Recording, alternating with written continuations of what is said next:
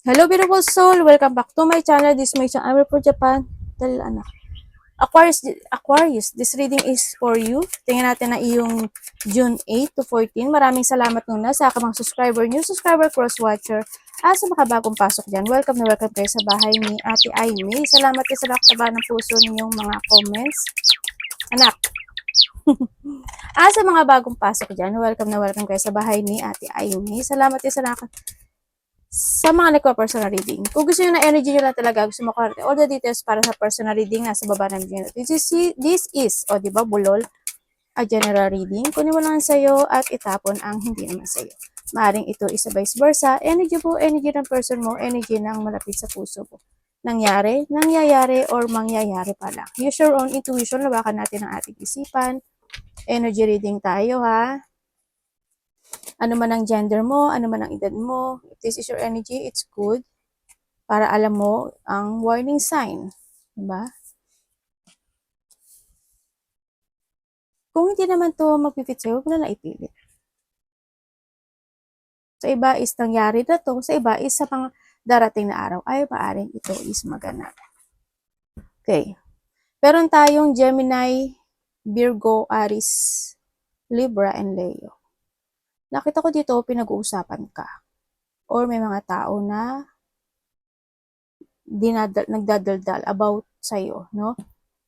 Andito rin yung situation na may mga stress, mga anxiety, small problem, situation,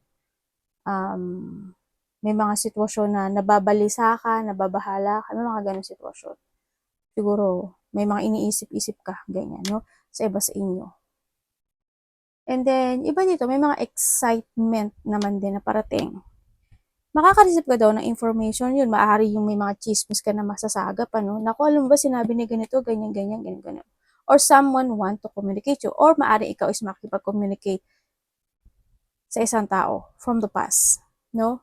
Maaaring kakilala mo siya. Or someone, or siya ang makikipag-communicate sa'yo. Vice versa mo yun. Andito rin yung isang sitwasyon sa buhay mo na may mga iisipin ka na bagong sitwasyon.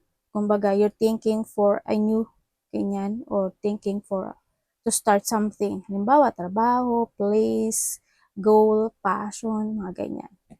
And then, maaari iba dito nag-isip kayo kung how to transform kasi maaari magkakaroon ng transformation sa inyo. Yun nga lang, hindi medyo kasi nandito ka no? May blockage sa'yo, ibig sabihin. Kung nakita sa'yo. Iba dito is may mga challenge, blockage, obstacle ka na dadaanan. Or challenge yan, no? Bago ka makapag-umpisa. Or bago mo gawin ang isang bagay. O bago ka magdesisyon sa sitwasyon na yon. Merong blockage sa'yo. Maaaring maguguluhan ka or inisyon, maaaring i-delay mo muna yun or magkakaroon ng delay sa buhay mo. May something delay, ako na nakikita. Andito rin yung situation na mayroon ako nakikita na magkakaroon ng pag-uusap. Sana hindi malaki na conflict ito. Meron akong mga debate, no, na pag-uusapan yan. Mga debate, mga tao na aabusuduhin ka. Do you have an enemy din? May tao yun ako nakitang enemy mo or mga taong galit or ikaw ang galit galit sa'yo. May enemy ka Yun ang nakikita ko sa iba. Iba naman makakaramdam kayo ng pain. Ganyan. Iba't iba yung klase ng pain. Pain with cup sa mga tao na nasa paligid mo kasi nga hindi maganda yung connection nyo o kaya is pain with cup sa mga activity na gagawin mo, sa work mo, kung sa physical yan, gano'n, kung nag-exercise ka, mga gano'n. May mga pain situation ako na nakikita sa inyo. So, sa hard work situation ka na pagdadaanan o pinagdadaanan this time, yun ang nakikita ko. Maaring dito sa tao na to is magkakaroon kayo ng quarrel o pag-uusap o hindi pagkakaintindihan pero malapit to sa'yo or kakilala mo na talaga siya sa nakikita ko dito. Sana hindi siya yung makasagutan mo, no? Babae man siya o lalaki, maaaring may makakasagutan ka kasi. Ganyan. Or yung iba naman sa inyo, maaaring may mga sitwasyon na nakakapagpahatak sa'yo. sa nakaraan. Tingnan natin na yung energy, Aquarius. Ay! Bakit ganito? Ba yun? Bagong labas ng card, ito agad. Ba yun? Ano yan, universe? Bakit? Okay.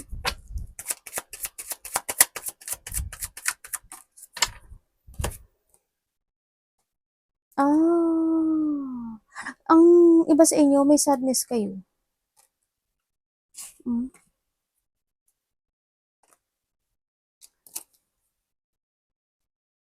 May sadness ka daw. Iba sa inyo is, ang energy nyo, andito kayo sa isang sitwasyon mo, siguro in the past, or hope hindi ito mangyari this week, no? May mga unexpected ako na nakikita sa iyo. Hope hindi lahat.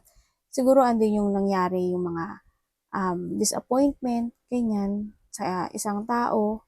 May mga situation na nagkaroon ng mga emotional pain, conflict, separation, depression, ganyan. Hindi naging masaya, nagkaroon ng mga problem, kumbaga. May mga loneliness and sadness, heartache also. May mga sitwasyon na nagkaroon ka ng burden, kumbaga. Kaya ang nakikita ko sa'yo is, you try to move on sa isang bagay, isang sitwasyon.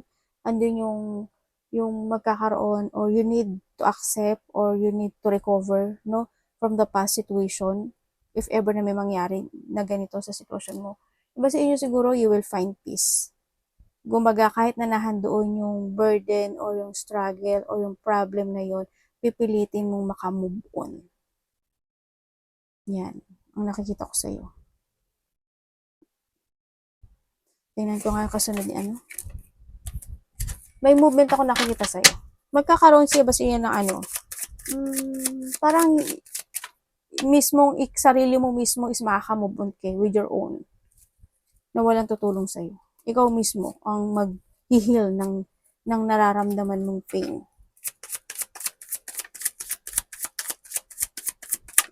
Diba dito may stress eh. Yung alam mo yung parang meron kang isang sitwasyon sa buhay mo na binubuhat na ang bigat-bigat. Ano, ganun, yung nakikita ko sa'yo. No, may mga sitwasyon na nahihirapan ka, nagkakaroon ka ng choices sa buhay mo. Yun. Ando talaga yung sadness, no? Sa iba. Siguro, you thinking for something na gusto mo na mag-iba ng lugar, mag-iba ng path, or mag-iba ng situation, ganyan, sa nakita ko dito. Yun nga lang, hindi ka makapag-desisyon. No? May mga iniisip ka. Yung iba nga sa inyo, deep inside, ang lungkot mo, pero paglabas mo, sa face mo, masaya ka, pinapakita mo na you're okay, pero hindi. No? Yun na nakikita ko. May mga disappointment talaga. May mga sitwasyon na magkakaroon sa iba sa inyo ng pagbabago when it comes sa mga perspective nyo sa buhay nyo, o pananaw mo sa buhay mo. May mga i-withdraw yung iba, or you withdrawing something, you let go something, or you walk away with something. No, yun na nakikita ko dito. Also, paglayo, no? Siguro iba sa inyo is, ilalayo nyo yung sarili nyo sa mga tao na nakakasaka sa inyo, sa lugar, o sa place, o sa mga tao na nakakasalumuha mo, na binigyan ka ng sakit, o hirap, ganyan sa iba. Ano pong parating sa kanya? Kay Aquarius Universe. May mga dapat kang desisyonan, no? Pero you need to use your mind and intellect. If you want to crossroad, gawin mo. Yun yung kasi ikaw lang ang makapagpapahil ng sarili mo. Walang ibang tao na makakatulong sa'yo para to heal.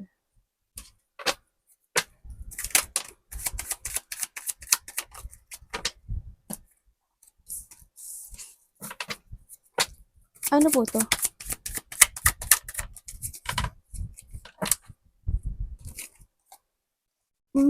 Okay.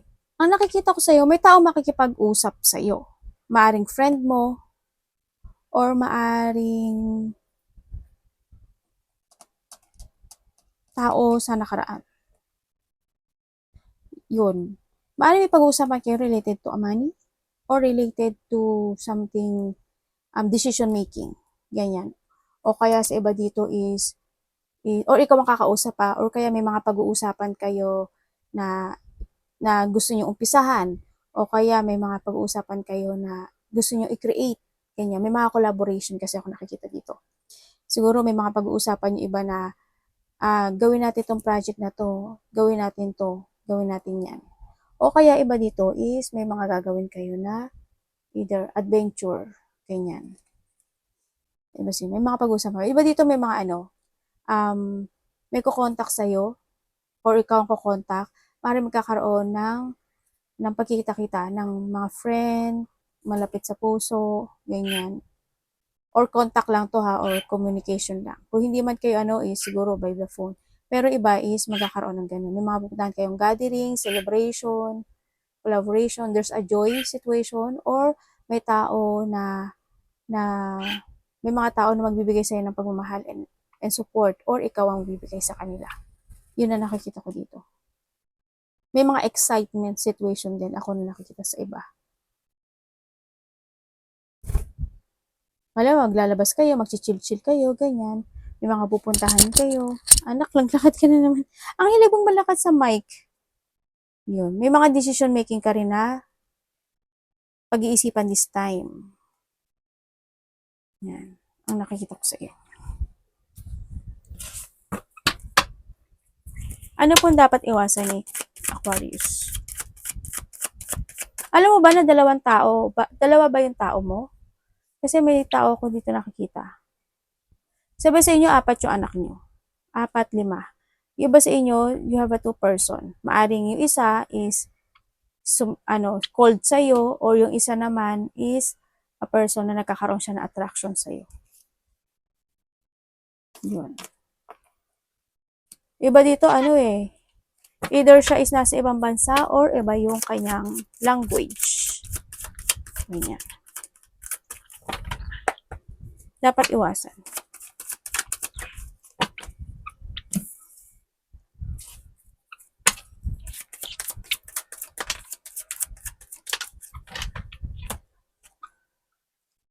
Okay, iwasan mo daw yung hindi ka mag-trust sa intuition mo.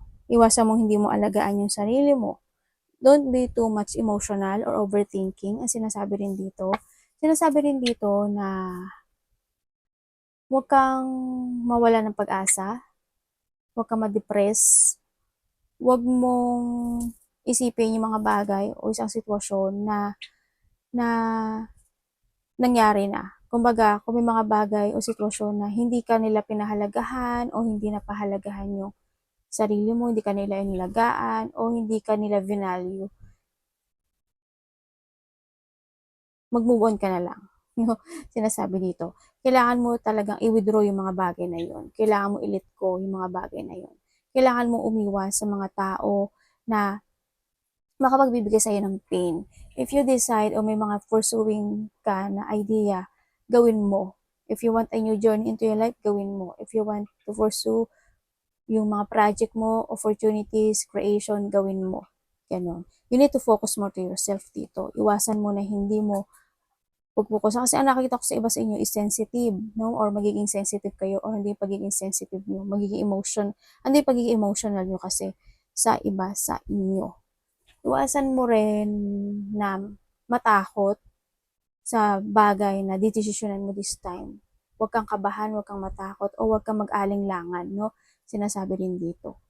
Kung ano man yung maging resulta nun, you need to accept. Yun ang sinasabi dito. You need to create din kasi. Kailangan sa'yo is a clarity.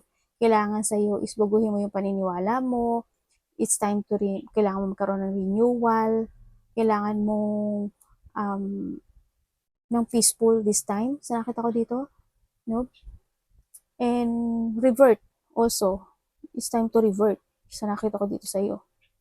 Kasi you are guided from the universe. Tandaan mo, you are truly blessed. The universe dito, no? And nakamantay nga sa sa'yo eh. Diba? Yung mga iwasan mo ha. Tsaka huwag ka ma-insecure sa mga bagay na love. Tingnan natin ang love. Love is sa lahat. Kapatid, anak, magulang, karelasyon. Okay, sa love, hindi na siya nag-success no?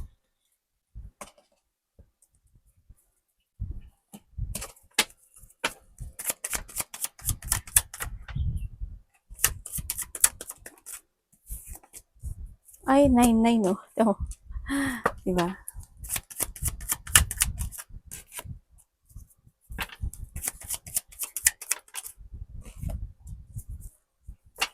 Ano po ang mangyari?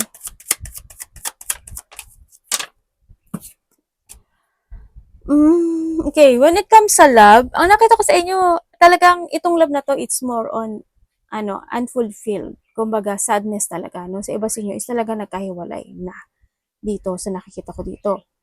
Ang nakikita ko rin, andun talaga yung kahilingan mo na sana magkaroon ng pagbabago, no? Either sa love life mo, o kaya pagbabago sa isang tao na iniwan ka. Halimbawa, yung karelasyon mo. Sana yung universe, baguhin nyo siya, maging mabuti siyang tao, ganyan-ganyan, ganun-ganun, no? Sa iba sa inyo. Or vice versa.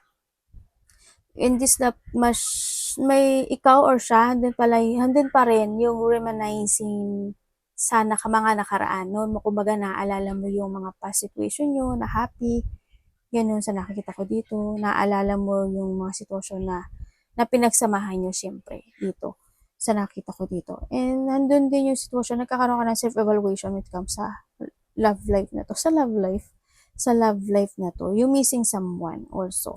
Sa iba sa inyo, maaring anak nyo to. Maaring namimiss nyo yung anak nyo, yan, namimiss nyo yung kapatid nyo, ganyan, sa iba, no? Kung kayo is in a relationship, nito, kung kayo sa relationship, you need to be aware, no? Sa nakikita ko dito kasi, kung pinipilit mong gusto mo siyang baguhin,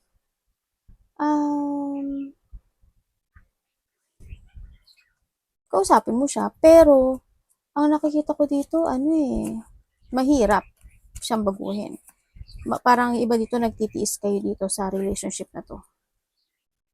Nagkakaroon naman ng pag-uusap, kumbaga andoon. Sana walang third party, syempre. Pero with the 9 of the 9 kasi, sa nakita ko dito, hindi siya ganun kakompleto, no? Hindi more on fulfillment yung nakikita ko dito.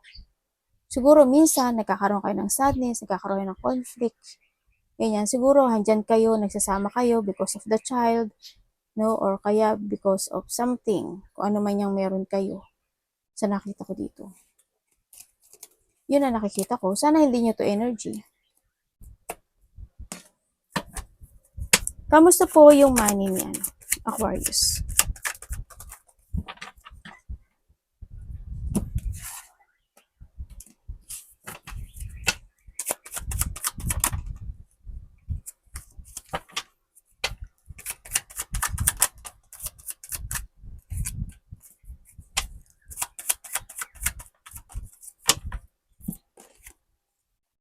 Ay,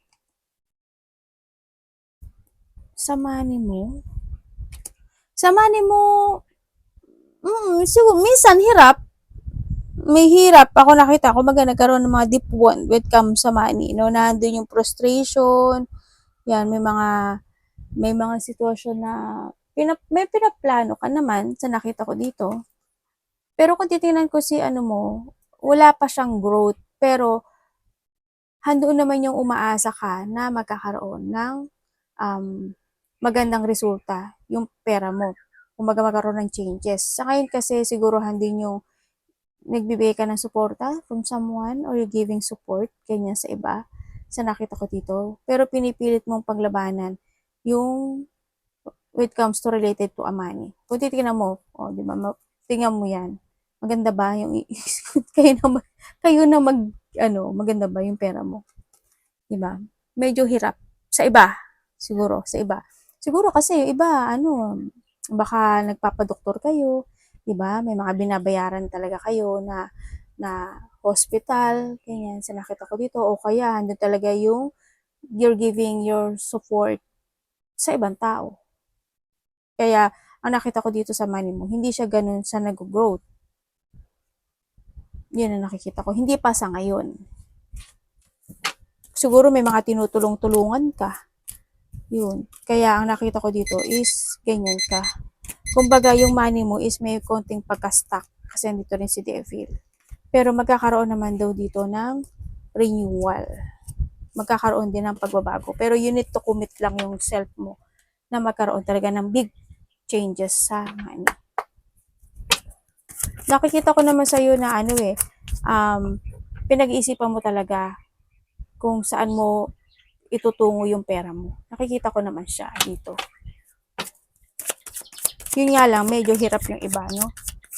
Career or trabaho. Tingnan natin na yung career or trabaho. Aquarius. Uy, masaya ka ngayon.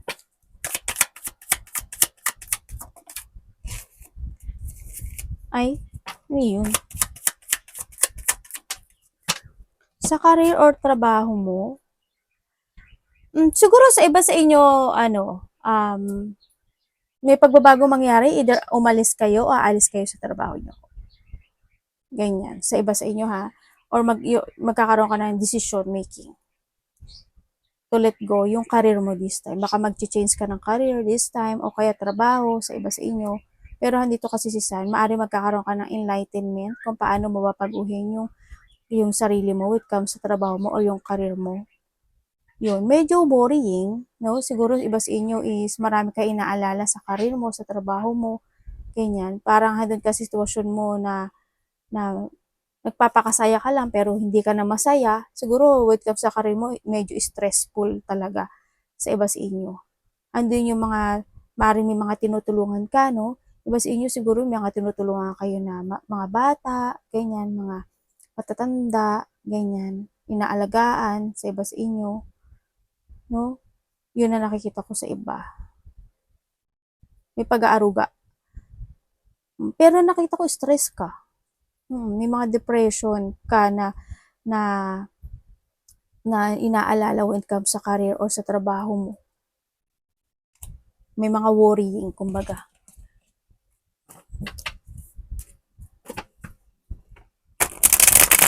Or maari naman yung mga tinutulungan mo, ganun kasi yung energy. Ganyan. Kaya, nahahawa ka. Iba sa inyo may insomnia. O kaya meron kayong mind drain. No? May mga deep happiness. Advice universe. Iba dito may psychic ability. Oh. Malakas daw yung intuition ng iba dito. Iba sa inyo meron kayong malakas yung instinct. Meron kayo psychic ability iba. Mag-trust ka dyan. I-guide ka nyan.